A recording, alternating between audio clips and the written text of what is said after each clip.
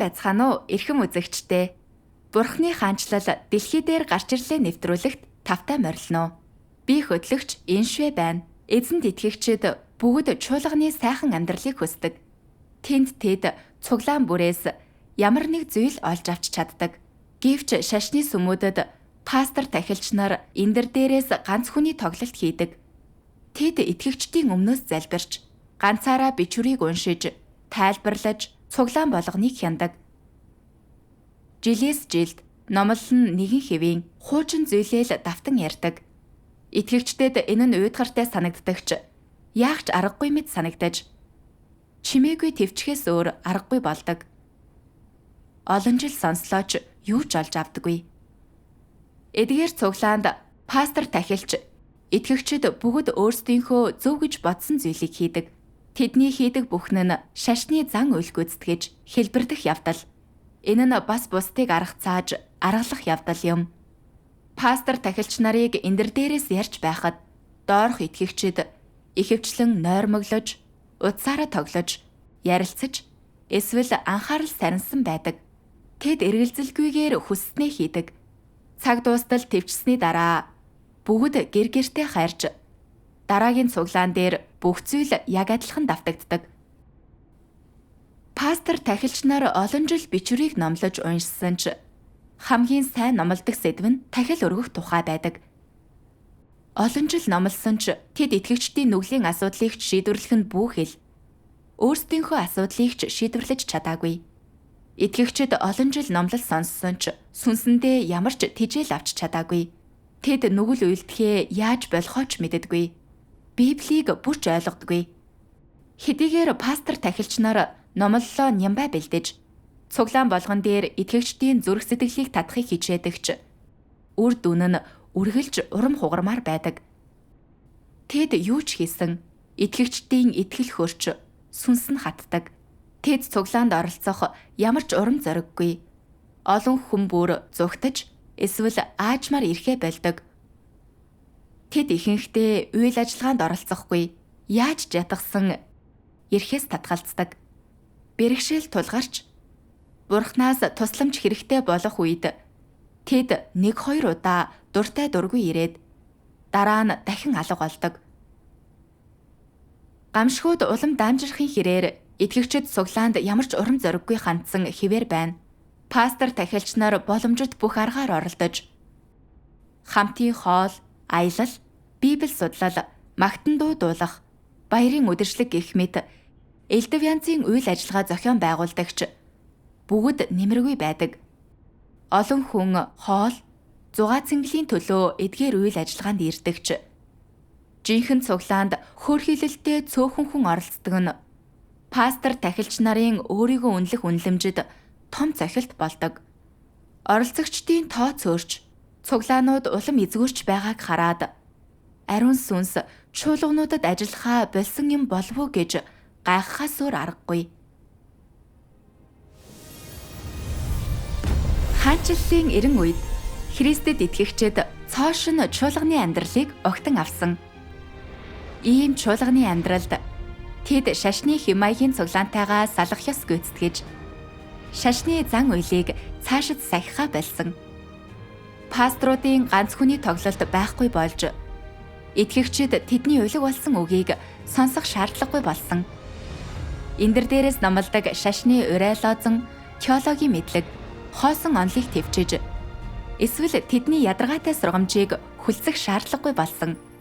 Үүний оронд Христэд итгэгчид Бурхны үгийг чөлөөтэй уншиж, түүнийг магтан дуулж чаддаг болсон. Тэдэнд өмнөөс нь залбирах пастор хэрэггүй. Тэд өөрсдөө Бурхны өмнө ирж, залбирч, түүнээс гуйж чадна. Бүрч сэтгэл догдлуулмаар зүйл гэвэл жирийн Христэд итгэгч бүр эндэр дээр гарч Бурхны үгийн талаарх өөрийн ойлголт, туршлага, Бурхны ажлыг туулснаар олж авсан зүйлээ хуваалцаж чадна. Хүн бүр номлогчч, сонсогчч байж чадна. Хүн бүрд эрэх чөлөөтэй, чөлөөлөгдсөн мэд санагдаж, цуглаандаа Бурхны үгийн хангамж, ариун сүнсний гэгэрэл, гэрэлтүүлэлтийг эдэлдэг. Энд бүгд тэгш эрэхтэй, бүгд бүтээгдсэн зүйлс. Хүмүүр туршилгаа хуваалцаж Бурхныг гэрчлэх чадвартай, эрхтэй. Энд шашны уур амьсгал ертөнцийн нөлөө байхгүй. Хүмүүс бие биесээ хол хөндий байхаа болж харин ч зүрх сэтгэл нь улам бүр ойртдог. Цуглаандаа Христэд итгэгчид Бурхны үгийг нэгэн дуугаар чангаар уншиж, Бурхныг магтсан магтан дууг хамтдаа дуулж, туршлагын гэрчлэлийн видеог хамтдаа үздэг. Цуглаандаа зарим Христэд итгэгчид саяхан Бурхны үгээс олж авсан ойлголт, туршилгаа хуваалцаж, зарим нь хэрхэн сорилтыг даван туулж, Бурхныг гэрчлэх гэрчлэлдээ бат зогссноо хуваалцаж, зарим нь Бурхны үгээр дамжуулан сөрөг сул дорой байдлаас хэрхэн гарсан тухайгаа ярьж, зарим нь завхарсан зан чанараа мэдэж, жинхэнэ хариуцлыг мэдэрдэг. Шинэ эрен үеийн цуглаанд Христэд итгэгчид чөлөөтэй хуваалцаж, дуулж уншдаг. Тэд баяр хөөртэй, инээд хөрөөр дүүрэн, сэтгэл хөдөөлж, сэтгэл татагддаг. Шинэ эрен үеийн чуулганы амьдралд умбаад тэд хаанчлалын эрен үе дэх хурганы элбэг дэлбэг найранд үнэхээр оролцож байна.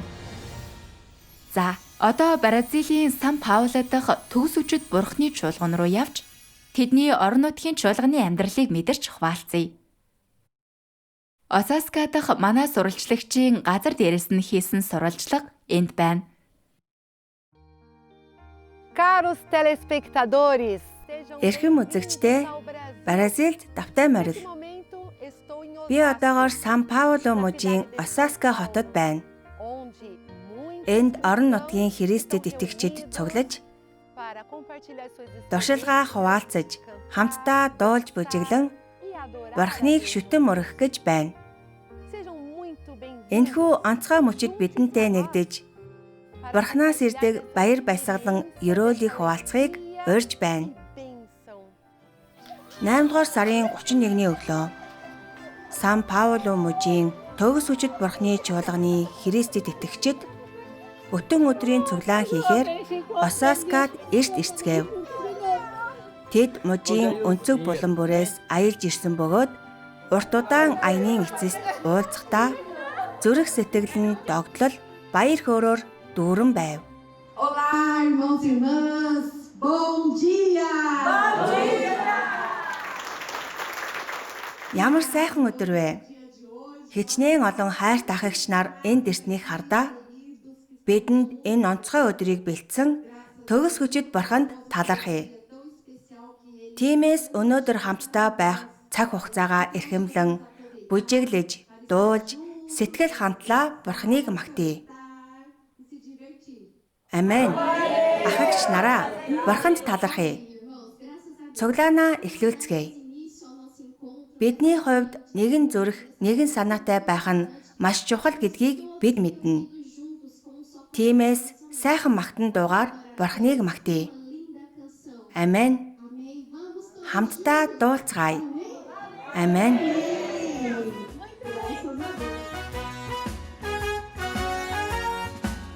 Ó Deus, no meu coração se esconde teu amor que me faz chegar a ti docemente. Ao considerar tuas intenções, meu coração se adoça. Sirvo-te de coração e mente. Tuas palavras guiam e tocam meu coração, e meus passos de amor te seguem de perto.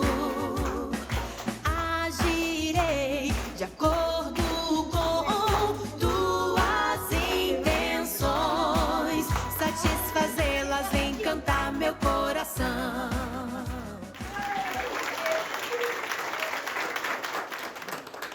Eu vou chamar a nossa querida irmã Patrícia. Магтан дуу дуусны дараа ах эгч нарын зүрх сэтгэл тайвширлаа. Цуглаан албан ёсоор эхэлж, дараа нь бүгд хамтдаа залбирав. Querido Deus Todo-Poderoso, Хайрт төгс хүчит Бурхан минь, өнөөдөр та бидэнтэй хамт байж, бид таны ариун нэрийг өргөмжлөх болтугай. Энд тентхийн ах эгч нар цугларч, таныг шүтэн мөргөх боломжийг олгосонд тань талархъя. Төгс хүчит Бурхан минь, таны нэр бүх үндэстний дунд алдарших болтугай.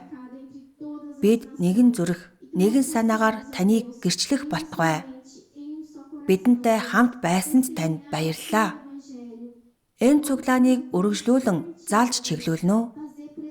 Бүх алдар хүндэтгэл танд байх болтугай. Төгс хүчит Бурханд талархъя. Амен.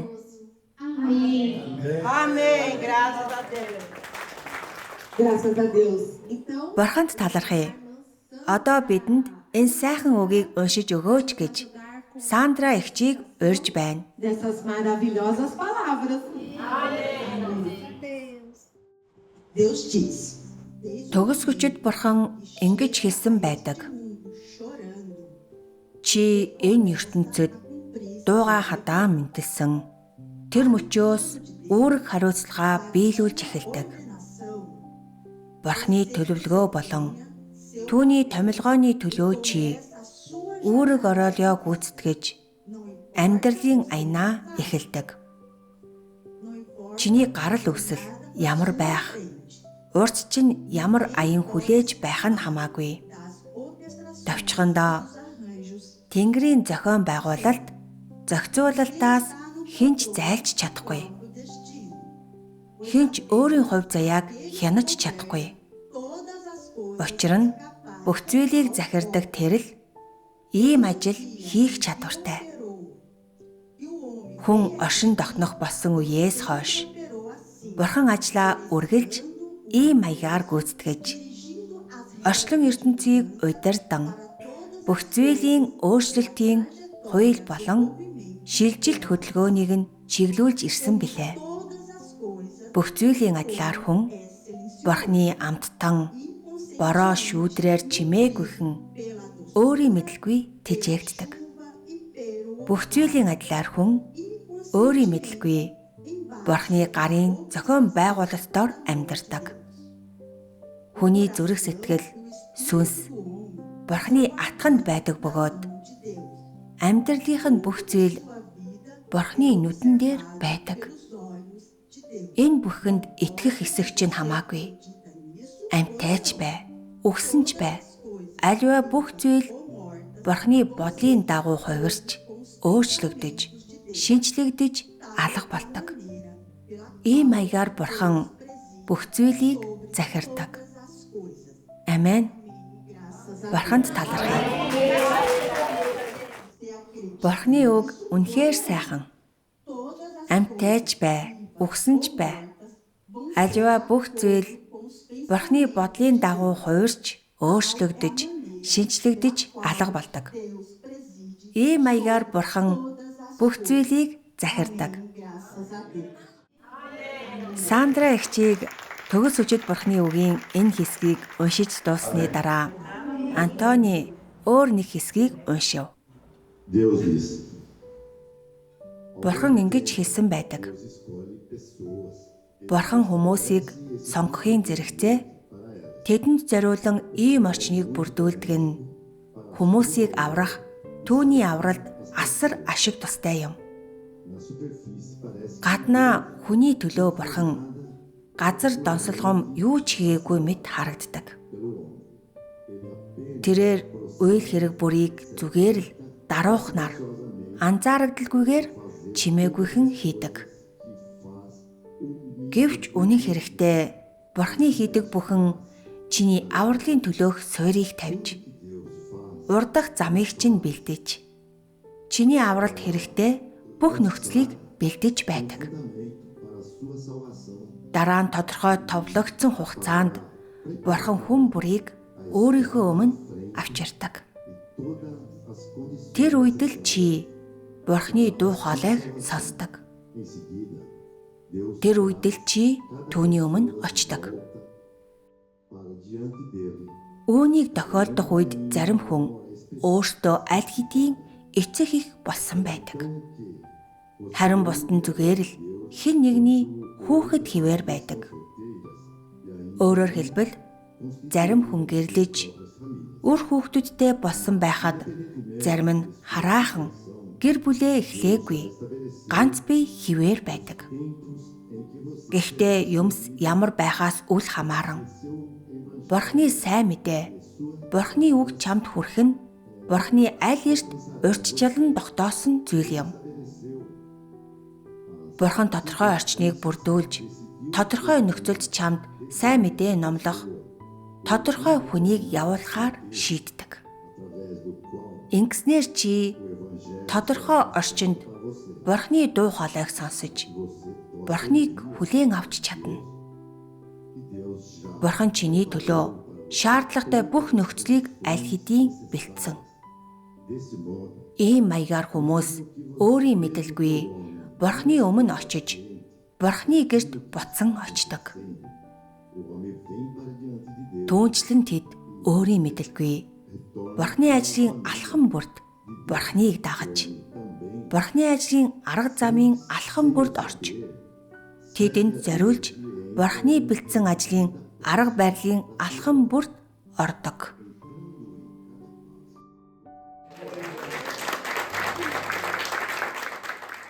Amém, graças a Deus. Então nós podemos Сайхан байна. Бурханд талархъя. vemos que uma Тэгэхээр Бурхны үгээс бидний хувь заяа түүний гарт байдгийг харж болно. Тэр бол бидний захирагч, бүтээгч. nesse momento da Тэр биднийг энэхүү туйлын чухал цаг үед энд ирүүлэхээр сонгосон. Deus nos escolheu. Бурхан бидний хүн нэг бүрийг сонгож, бидний хувь заяаг урьдчилан тогтоосон. Já foi traçado por Бид бол хамгийн аттай, ерөөгцөн хүмүүс. fortunados, né? Os Учир нь бид Бурхны ажлыг туулахаар Бурхнаар сонгогдсон. para poder viver Бурханд талархъя. de Deus. Graças a Deus. Бурханд талархъя. Agradecemos Ах эгч нараа, бидэнд эдгээр гайхамшигтай үгийг хайрласанд Бурханд талархъя. entender que tudo Энэ бүхэн Бурхны зохицуулалтын нэг хэсэг гэдгийг бид ойлгож байна. estamos a obra de Deus Бид дор бүрнээ өөр цагт, өөр газарт төгс хүчит Бурхны эцсийн өдрүүдийн ажлыг хүлээн авсан. através dessas palavras nós entendemos Эдгээр үгээр дамжуулан бид Бурхны агуу хайрыг ойлгож авсан. locais Тэрээр нөхцөл байдлыг зохицуулж, биднийг өөрийнхөө өмнө ирүүлж, дуу хоолойгоо сонсгосон. a Deus, né, por nós termos ouvido Бурхан биднийг буцаан авчирч, өөрийнхөө ажлыг хүлээн авахулан өнөөдөр биднийг хамттан цуглуулсан. e estarmos juntos. Энэ бол түүний зохион байгуулалт, зохицуулалт юм. Foi orquestrado. Бурханд талархъя. Цаг хугацаа харавсан сум мэт өнгөрч, өглөө нүд ирэмхийн зур өнгөрлөө. Христэд итгэгчид энэ хугацаанд магтан дуудуулж, бүжиглэж, төгс үчид Бурхны үгийг уншив. Ийм чуулганы амьдрал маш их утга учиртай. Минут бүрэн эрхэм нандан. Анна эгч бидэнд үдийн хоолны цаг болсныг сануулгах хүртэл бид аль хэдийн үд болсныг анзаарсангүй. Христэд итгэгчид хамтдаа үдийн хоолоо идэв.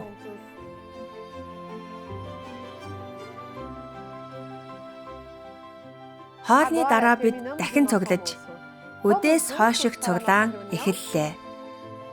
Então eu vou chamar aqui a nossa irmã Patrícia. Патриса туршлагаасаа хуваалцав. Тэрээр католик гэр бүлд төрж 12 жил Евангелийн сүмд явж, пасторууд эндэр дээрээс ах эгч нарыг шүүж, бусдыг дайрч, гадуурхдгийг байнга сонсдог байв. Энэ нь түүнийг сэтгэлээр унгаж, тийм цуглаанд оролцох хүсэлгүй болжээ. 2020 онд тэрээр онлайнаар нөхөрлөлийн бүлэг хайж байгаад эзэн дотор нэг ахтай тохиолдлоор таарч судлах бүлэгт орох урилга авчээ. Судалснараа дамжуулан тэр эцэст нь Эзэн Есүс эцсийн өдрүүдэд яаж иргэн ирэхийг ойлгож авсан байна. Библиэд дэх эзний иргэн ирэлтийн тухай зөгнөлүүд ялангуяа Эзэн Есүс хүний хүү болж ирэх тухай зөгнөлийг уншаад сэтгэл минь ихэд хөдөлсөн. Нэг хэсэг нь Лук 17-гийн 24-өөс 25-д байсан. Учир нь Тэнгэрийн нэг хязгаараас нөгөө хязгаар хүртэл захилдаг аянг шиг хүний хүүч бас өөрийн өдөртөө тийхүү байх болно. Гэхдээ тэр эхлээд олон зовлон туулах ёстой бөгөөд энэ үеийнхэнд гологдно. Эзэн Есүс өөрийгөө энэ үеийнхэнд гологдно гэж хэлсэн. Тэр мөчид намайг бодож байтал гэрлийн туяа туссан мэт болж би гинт ойлгосон. Тийм ээ. Эзэн хүний хүү болж гарч ирэх хэрэгтэй.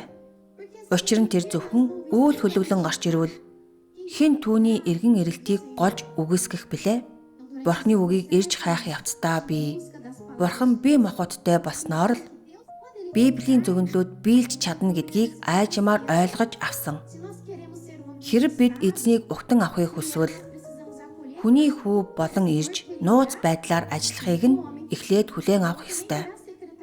Учир нь Библийн олон зөвнөлд эзнийг хүний хүү болж ирнэ гэж хэлсэн байдаг. Өөрөөр хэлбэл тэр шууд ил тод гарч ирэхийн оронд бие махбодтой болж нууцаар бууж ирнэ. Тэр үед л би Бурхан хүний хүү болж ирж ажиллах шаардлагатайг ойлгосон. Хожим нь би төгс хүчит Бурханы зарим үгийг уншиж зүрх сэтгэл минь үнэхээр хөдөлсөн. Би та бүхэнд нэг хэсгийг уншиж өгмөр байна. Төгс хүчит Бурхан ингэж хэлсэн байдаг. Намайг бүх орчлон ертөнцид хандан үг хэлэхэд бүх хүн миний дуу хоолойг сонсдог. Өөрөөр хэлбэл орчлон ертөнц даяар миний хийсэн бүх үйл хэргийг бүх хүн хардаг. Миний санаа зорилгын эсрэг явдаг хүмүүс буюу хүний үйл хэргээр намайг эсэргүүцдэг хүмүүс миний гисгээлт дунд унана. Би тэнгэр дэх үе олон одыг шинчлэнэ. Миний ачаар нар сарч шинчлэгдэнэ. Тэнгэрүүд урдих шигэ байхаа болно. Газар дээрх бүх зүйл шинчлэгдэнэ. Миний үгээс үүдэн энэ бүхэн гүйцэлдэнэ. Орчлон ертөнц дэх бүх улс орон шинээр хуваагдаж миний хаанчлалаар солигдоно. Ингэснээр газар дээрх улс орнууд үрд үгүй болж надад шүтэн мөрөгдөг хаанчлал байх болно. Газар дэлхийн бүх улс орон устгагдж оршин тогтнохоо болно. Орчлон ертөнц доторх хүмүүсээс диаволын бүх хүн үнцээрээ устгагдана. Сатаныг шүтдэг бүх хүн миний дүрлцсэн гал дунд унана. Өөрөөр хэлбэл одоо энэ урсгалд байгаа хүмүүсээс бусд нь бүгд үнсэн товрог болно. Намайг хүн бүрийг гисгээх үед шашны нийгэмлэгийнхэн янз бүрийн хэмжээнд миний хаанчлал иргэн нэрж миний үйл хэргээр байлдан дагуулгадана. Учир нь тэд цагаан үйл хөлгөлсөн ариун нэгэн аль хэдийн эснийг харсан байх болно. Бүх хүн төрлөөрөө ангилагдж өөрсдийнхөө үйлдэлд тохирсон янз бүрийн гисгээлтийг хүртэнэ. Намайг эсэргүүцсэн бүх хүн мөхнө. Газар дээрх үйл хэрэг нь надтай хамаагүй байсан хүмүүс биеэ хэрхэн авч явснаасаа үүдэн миний хөвгүүд миний ардуудын засаглал дор газар дэлхий дээр үргэлжлүүлэн оршино. Би тоо томшгүй олон улс орон тоймгүй олон хүнд харагдаж газар дэлхий дээр өөрийнхөө дуу хоолойг илэрхийлж агуу ажлынхаа биелэлтийг тунхаглан бүх хүний нүдэнд үүнийг харуулна. Амен. Бурханд талархъя. Бурхны үгийг унших үедээ би Бурхан бие махбодтой болж дэлхий дээр ирэх зайлшгүй шаардлагатай байсныг үнэхээр ойлгосон. Бурханаас өөр хэн бүх хүн төрлөختөнд үг хэлж чадах билээ? Бурханаас өөр хэн тэнгэр газрыг донслогож чадах билээ? Зөвхөн Бурхан л тийм эрх мэдэл хүч чадалтай. Бурхан хүн төрлөختнийг шүүж аврахын тулд бүх хүнийг илэрхийлэхээр аль хэдийн бие махбодтой болсон. Ингэснээр бид түүний авралыг хүлээн авах боломжтой болно. Тиймээс Бурхны үгийг уншсанаар бид Бурхны шүүлтийг хүлээн авч түүний үгийг туулах ёстойг ойлгосон. Зөвхөн тэгж байж л бид зан чанартаа өөрчлөлт гаргаж чадна. Би Бурханд зүрхнийхээ угаас талархаж байна. Надад дуу хоолойгоо сонсгож хүн төрлөختнийг аврахын тулд бие махбодтой болох зайлшгүй шаардлагатайгаа ойлгуулсанд нь би Бурханд талархаж байна. Амен. Бурханд талархъя. Дээлма гэр бүлийн зарим асуудлыг туусны дараа маш их сэтгэлээр унаж зовлон шаналлалд авчжээ. Чуулганы ах эгч нар нь түүнд тусалж дэмжлэг үзүүлэхийн тулд төгс хүчит Бурхны үгийг хуваалцаж баг багаар зовлонгоос нь гаргасан юм. Aí eu fui sair, desviei pouco, né? Би айжмаар хөндийрч эхэлсэн. Гэсэн ч би Бурхны үгийг уншдаг хэвээр байсан. Ах эгч нартайгаа хамт байхгүй. Бурхны үгийг үнэхээр идэж ууж чадахгүй байснаас болоод харанхуйд байгаа мэт санагдаж байсан учраас тэр үе надад маш их зовлонтой байсан. Уучлаарай, сэтгэл хөдлөлчлөө. Үнэн дээр миний эгч нар л надад тусалсаар. Бурхны үг магтан дууг илгээж намайг байнга эргүүлэн татаж байсан юм. Заримдаа бид хамтдаа Бурхны үгийг уншиж залбирдаг байлаа. Тэр нэгдмэл байдал нь өнөр гэр бүл шиг байсан. Тэр үе надад маш их зовлонтой байсан ч хожим нь би нэг зүйлийг сурсан.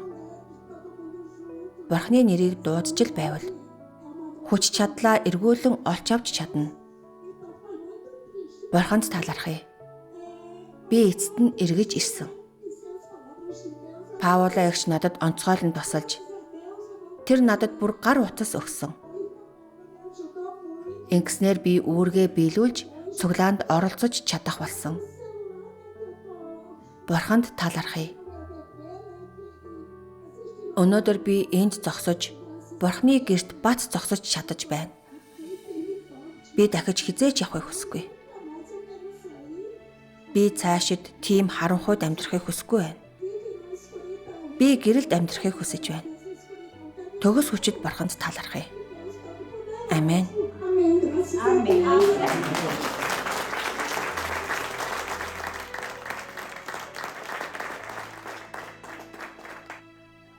Тэр үед би маш сул дорой, гонигтай байсан. Дийний зэгчийн надад явуулсан нэг магтан дууг үргэлж сонсдог байлаа. Тэр магтан дууг Бурхны өмнө өөрийгөө тайван байлгах нь гэдэг. Зүрх сэтгэл минь хүндрэх болгонд энэ дуу намайг үргэлж тайвшруулж Бурхны өмнө өөрийгөө ахин дахин тайван байлгахад минь тусалдаг байсан. Би одоо та нарт дуулж өгөхийг хичээе.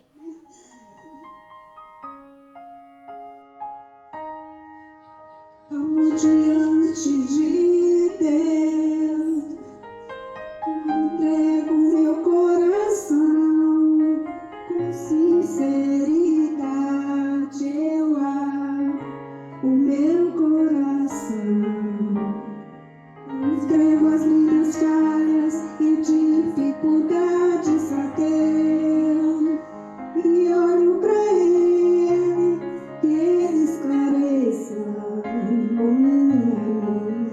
Entenda o seu querer. Цуглааны үеэр Адрина бас туршлагаа хуваалцсан юм. 2023 онд Адринагийн ээж зүрхний нээлттэй хагалгаа хийлгэх шаардлагатай болжээ.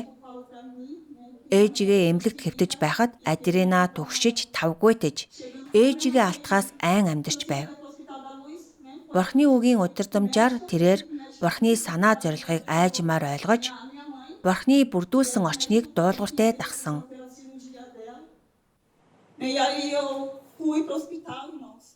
Би гэрээсээ гарах болгондоо төгс хүчит Бурхны үгийг авч явж, байнга залбирч, бүхнийг Бурханд даатгадаг байлаа. Бурхны үг надад бид дор бүрнээ шалгалт туулна гэдгийг ойлгуулсан.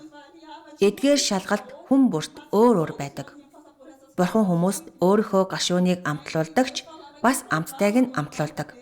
Тэгтэл би энэ нь үнэндээ Бурханы хайр гэдгийг ойлгосон. Нэг өдөр эмч надад ээжийн минь хагалгаа 8-ны өдөр товлогцсныг мэдгдсэн. Миний цусны даралт гинт унаж надад амар санагдсан. Би зүрх сэтгэлдээ Бурханыг байнга дуудаж түүнээс тусламж гуйхаас өөрийг хийж чадаагүй. Дараа нь би Бурханыг дуудаж түүнд залбирч эхэлсэн. Надад юу ч байхгүй. Ээжийг минь надад Бурхан өгсөн. Хэрв бурхан түүнийг өнөөдөр буцааж авахыг хүсвэл тэр автугай. Учир нь юу ч бидэнд харьяалагддаггүй. Хүүхдүүд, ач зээ, эцэг эх гээд бүгд бурханд харьяалагддаг. Бидний амьд түүнээс ирсэн. Тиймээс би гэртээ хараад ихчтэй. Бид бурханд залбирах хэрэгтэй. Учир нь бүх зүйл түүний гарт байдаг. Бидэнд юу ч байхгүй. Бүх зүйл бурханаас ирдэг гэж хэлсэн. Тэр шөнө би өрөөндөө буцаж очиод шалан дээр сүхрэн суугаад бурханд залбирч, "Өө бурхан минь, таны хүслийг үнэхээр ойлгоход минь туслаач. Миний зүрх сэтгэлийг тайван байлгаач" гэсэн. Яг тэр үед би бурханы үгийн номыг нээтэл. Түүний үг маш тодорхой хэлж өгсөн. Бурхан биднийг шалгадаг. Учир нь түүний шалгалтгүйгээр зүрх сэтгэл маань гадаад ертөнцид хөвсөөр байх байсан. Тэгээд би бурханаас зүрх сэтгэлийг минь тайшруулахыг гуйн залбирсан. Маргааш нь сэрэхэд зүрх сэтгэл минь маш тайван, юу ч болоогүй мэт санагдсан. Би дахиж айж санаа зовоогүй. Дотор минь амар амгалангийн мэдрэмж төрж байлаа. Бурхан зүрх сэтгэлийг минь тайвшруулж, зүрх сэтгэлээ бурханы гарт даатгаснаар л бурхан чамд амар амгаланг өгч чадна гэдгийг би үнэхээр туулж мэдэрсэн. Тэр өдөр зүрх сэтгэл минь баяр хөөр, бурханд талархах сэтгэлээр дүүрэн сэрсэн. Тиймээс би эмнэлэгт очиод ирмэгцээ хүлээлгийн танхимд сандал дээр суулаа. Тэр үед манай гэр бүлийн олон хүний бие тааруу байсан тул стрессийг дэвчиж чадахгүй байсан. Би эгч рүүгээ хараад итгэлтэй бай. Бурхан бидэнтэй хамт байгаа. Бүх зүйл түүний гарт байдаг. Юу ч болсон энэ бол бурханы хүсэл гэсэн. Дараа нь би шууд эрчим тэмчилгээний дасаг руу очсон. Ээж минь хагалгааны өрөөнд ороход бэлэн болсон байлаа. Би ээжид бүх зүйл бурханы гарт байдаг. Бүх зүйл дээр бурханы хүсэл биелэх болтугай гэж хэлсэн. Би толгой бүхийн чимээгүй хэм бурханд залбирсан. Хэдэн минутын дараа ээжийг хагалгааны өрөөнд оруулав. Өдөөс хойш 2 цагт нэг мэс засалж гарч ирж над руу хараад, "Бүсгүй минь, бүү ээ. Ээж чинь гараад ирэхдээ олон эмнэлгийн төхөөрөмжөнд холбогдсон байх болно. Гэхдээ тэр давж гарна. Санаа зовлтгүй" гэж хэлсэн. Зүрх сэтгэлдээ би шууд л бурханд талархъя гэсэн. Яг тэр шалгалтаар л би ойлгосон. Бурхан миний итгэл, зүрх сэтгэлийг шалгаж байжээ. Би бурханы үгийн удирдамжийг ирж хайсаар байсан. Чи зүрх сэтгэлээ бурханд өгөх ёстой гэж хүмүүст байнга хэлдэг нь юу гэсэн үг болохыг би тэр мөчид үнэхээр мэдэрсэн. Тэр мөчид шалгалтын үеэр бурхан намайг харж, зүрх сэтгэлийн минь жинхэнэ байдлыг ажиглаж, үнэхээр түүнд итгэдэг эсэх, түүнд үнэн сэтгэлээсээ найддаг эсхийг минь мэдхийг хүссэн. Магадгүй би бурханы үгийг ирж хайхын оронд өөрийнхөө бодлоор зовлонтой нүүр тулж болох байсан. Гэхдээ би залбирахыг сонгож, бурханд итгэхийг сонгосон. Би зүрх сэтгэлээ түүнд уудалж, бүхнийг түүний гарт даатгахад бурхан зүрх сэтгэлийг минь тайвшруулсан. Эргэн тойрны хүмүүс эгч нар хүртэл надад гарсан өөрчлөлтийг анзаарсан. Тэд надаас юу болсныг асууж, би тэдэнд бурхан зүрх сэтгэлийг минь тайвшруулсан учраас гэж хэлсэн. Амен. Бурханд талархъя. Энэ туршилгаар Адрианагийн мэдэрсэн зүйл бол бурханы санаа зорилгыг ирж хайж, дуулууртай дагахад бэлэн байх үедээ тэр бурханы ёроолыг харсан. Ээжигээ эрчим тэмчилгээний дасагт байх хугацаанд Адрина эмч өвчтнүүдэд хаанчлалын сайн мэдээг үргэлжлүүлэн дэлгэрүүлж, тэдэнд бурханы үгийн уншлагыг сонсгож байв. Тэдний зарим нь төгс хүчит бурханы хаанчлалын сайн мэдээг хүлээн авсан. Туршилгаа хуваалцахдаа Адрина бас "Хэрв бурхан намайг авраагүй бол" гэдэг магтан дуу дуулсан. 神に救われなければ今もさまよっていただろう。もがき罪に苦しんで虚しく望みもなく Ах эгч нараа, эдгээр туршлага үнэхээр сайхан юм. туршилгаасаа хуваалцсан эгч нартаа бид талархах ёстой. Тэдэнд талархаж алга ташия. Тэгээд тэр алга ташилтаа Бурханд зориулъя. Бурхан л энэ бүхнийг зөвшөөрсөн.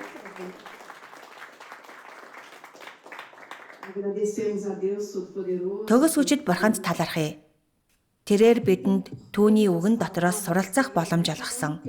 Хүн бүрд өөрийн гэсэн туршлага бий. Эгч бүрийн хуваалцсан зүйлээс бид Бурханы нэгүсэл удирдамжийг хардаг. Бурхан тэднийг тус бүрд нь хэрхэн халамжилж хамгаалдгийг бид хардаг. Хүн бүр Бурханы үгийг уншиж чаддаг. Ирж хайх ёстойгоо мэддэг. Өнөөдөр хуваалцсан туршлагууд бүгд Бурханы өөрийнхөө үгээр дамжуулан өгсөн бэлэг юм. Амен. Бурханд талархъя.